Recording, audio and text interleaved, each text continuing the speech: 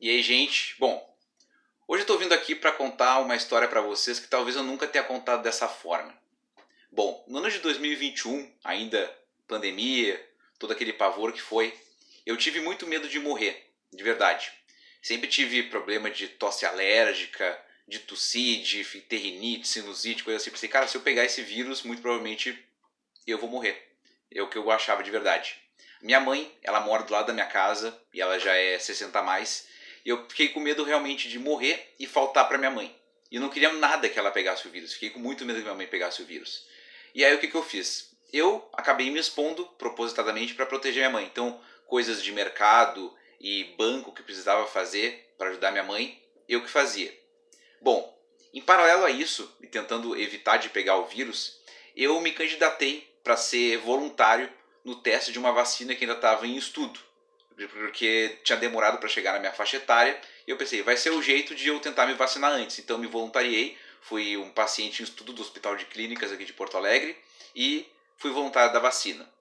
Em paralelo a isso, eu estava arrumando uma gaveta na minha casa durante a pandemia, com aquela coisa de a gente ficar em casa, tentar ajeitar a casa e tentar resolver as coisas. E aí encontrei uma série de papéis, textos, que eu tinha como ideia um dia transformar num livro. Do que se tratavam esses textos? Eram lembranças da minha infância, da minha adolescência, da minha vida adulta, de coisas que eu já tinha feito e me dado conta que eu deveria trabalhar com arte, viver de arte, ser um artista. E de como eu construí o meu trabalho autônomo, que já tinha passado de uma década até então. E aí, nunca lancei esse livro. E na época eu estava ouvindo podcasts, né? Alguns podcasts. E eu pensei, cara, e se ao invés de eu lançar o livro, eu pudesse ler esses textos dentro de um podcast? Então, organizei aqueles textos para que eles durassem um número X de episódios, para que eles durassem 20 episódios.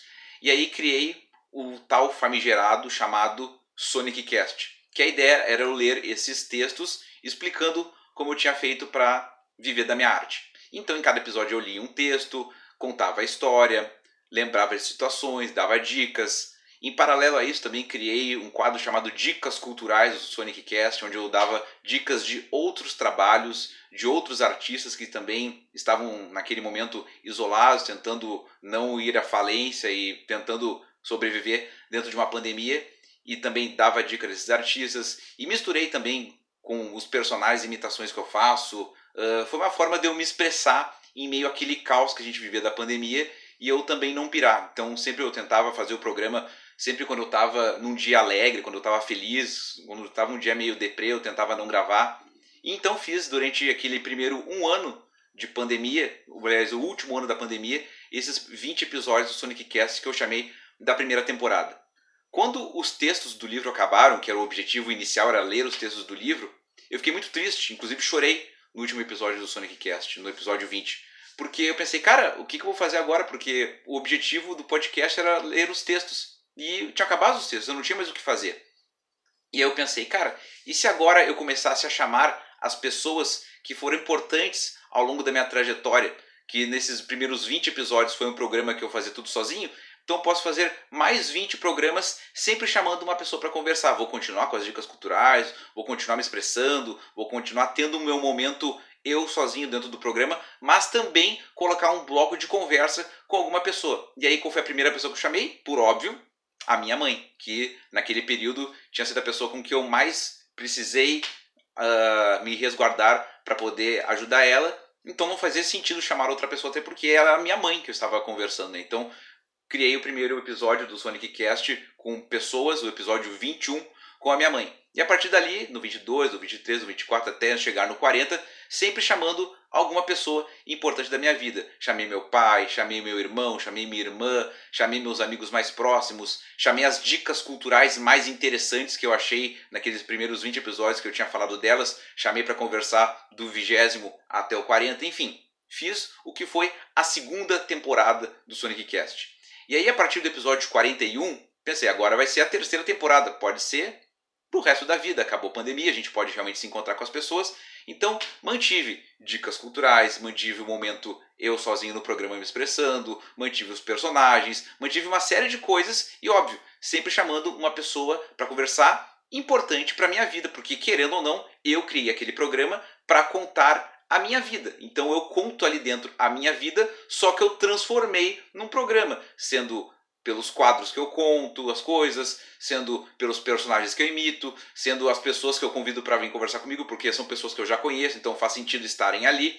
Então, o Sonic Cast, nesses 2 anos e meio que ele existe, se tornou de fato parte da minha vida, porque é como eu me expresso e conto coisas da minha vida para as pessoas e consigo colocar para fora minhas angústias, minhas tristezas, minhas frustrações, qualquer coisa de criatividade que eu queira colocar, eu acabo desovando dentro do podcast, com personagem, com imitação ou falando mesmo. Então é muito complicado para mim quando uma pessoa que simplesmente nunca ouviu meu podcast ou que simplesmente não me conhece descobre que eu tenho um podcast, chega para mim e fala: "Pá, cara, quando é que tu vai me chamar pro teu podcast?" Ou "E aí, por que tu ainda não me chamou pro teu podcast?" Porque eu fico envergonhado de explicar para a pessoa tudo isso que eu estou tentando explicar para vocês agora. A importância do podcast na minha vida surgiu num período de pandemia, quando eu achei que eu pudesse morrer. E para ajudar a minha mãe, eu fazia as coisas e criei aquele podcast e eu ouvia junto com ela. Quando eu ia na casa dela, nesse mesmo celular que eu estou gravando esse vídeo, eu ouvi o podcast com ela. Ela é a única pessoa que ouve o podcast no celular em que ele é gravado do lado da pessoa que faz o podcast, porque ela não tem nem celular, muito menos rede social.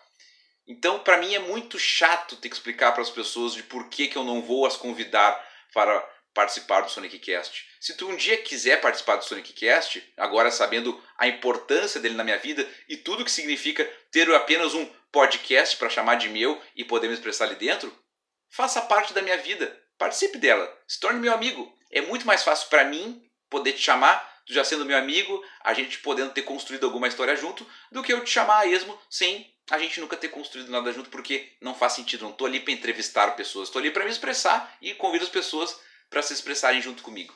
Acho que dessa vez eu consegui explicar de um jeito que as pessoas vão entender.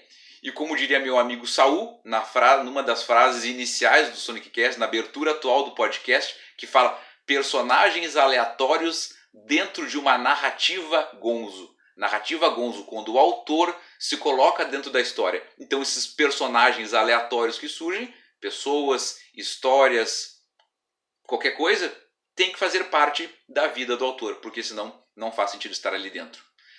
Acho que eu expliquei.